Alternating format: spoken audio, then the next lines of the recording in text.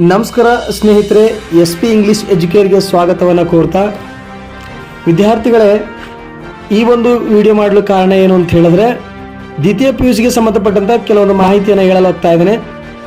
ಇನ್ನು ಈ ವರ್ಷದಿಂದ 2023-24ನೇ ಸಾಲಿನ ಒಂದು ವಿಚಾರವನ್ನು ತೆಗೆದುಕೊಂಡಾಗ PU ಗೆ ಸಂಬಂಧಪಟ್ಟಂತೆ PUCಯಲ್ಲಿ ಇನ್ನು 20 ಆಂತರಿಕ ಅಂಕಗಳನ್ನು ನೀಡಲಾಗುವುದು ಅಂತ ಮಾಹಿತಿಯನ್ನು ಕೊಟ್ಟಿರುವಂಥದ್ದು.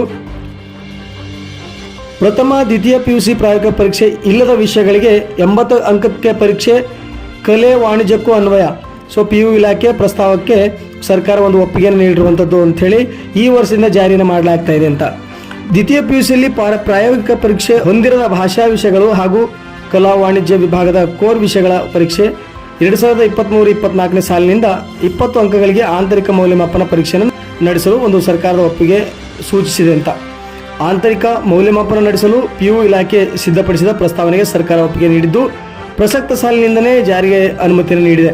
ಪ್ರಥಮ ಹಾಗೂ ದ್ವಿತೀಯ PUC ವಿದ್ಯಾರ್ಥಿಗಳಿಗೆ ಪ್ರಸಕ್ತ ಭೌತಶಾಸ್ತ್ರ, ರಾಸಾಯನಿಕ ಶಾಸ್ತ್ರ, ಜೀವಶಾಸ್ತ್ರ, ವಿದ್ಯುನ್ಮಾನಶಾಸ್ತ್ರ, ಎಲೆಕ್ಟ್ರಾನಿಕ್ಸ್, ಗಣಿತ ವಿಜ್ಞಾನ, ಗೃಹ ವಿಜ್ಞಾನ, ಕರ್ನಾಟಕ ಸಂಗೀತ ಮತ್ತು ಹಿಂದೂಸ್ತಾನಿ ಸಂಗೀತ ಸೇರಿದಂತೆ ಇನ್ನು ಹಲವು ವಿಷಯಗಳಿಗೆ 70 ಅಂಕಗಳಿಗೆ ಲಿಖಿತ ಪರೀಕ್ಷೆ ಮತ್ತು ಉಳಿದ 30 ಅಂಕಗಳಿಗೆ ಪ್ರಾಯೋಗಿಕ ಪರೀಕ್ಷೆ ನೀಡಲಾಗ್ತಿತ್ತು. ಇದು ಯಥಾಸ್ಥಿತಿಯಲ್ಲಿ ಮುಂದುವರಿಯಲಿದೆ.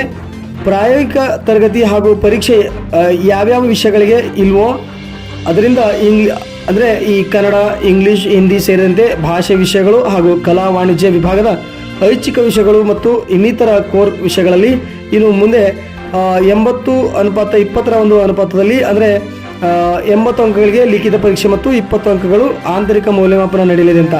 ಸೊ ಹಾಗಾದರೆ 20 ಅಂಕಗಳು ಯಾವೆಲ್ಲ ರೀತಿಯ ಒಂದು ಹಂಚಿಕೆ ಹೇಗಾಗ್ತದೆ ಅಂತ ಹೇಳಿದ್ರೆ, ವಿದ್ಯಾರ್ಥಿಗಳು ಭಾಷಾ ಹಾಗೂ ಕೋರ್ ವಿಷಯಗಳ ಕಾಲೇಜು ಹಂತದಲ್ಲೇ ಬರೆಯುವ ಒಂದು 2 ಕಿರು ಪರೀಕ್ಷೆಗಳು ಮತ್ತು ಅರ್ಧ ವಾರ್ಷಿಕ ಪರೀಕ್ಷೆಗಳಲ್ಲಿ ವಿದ್ಯಾರ್ಥಿ ಪಡೆದ ಅಂಕಗಳಲ್ಲಿ ಉತ್ತಮವಾದ 2 10 ಅಂಕಗಳಿಗೆ ಪರಿವರ್ತಿಸಿ ಅವುಗಳ ಸರಾಸರಿ ಅಂಕಗಳನ್ನು ನೀಡಬೇಕು.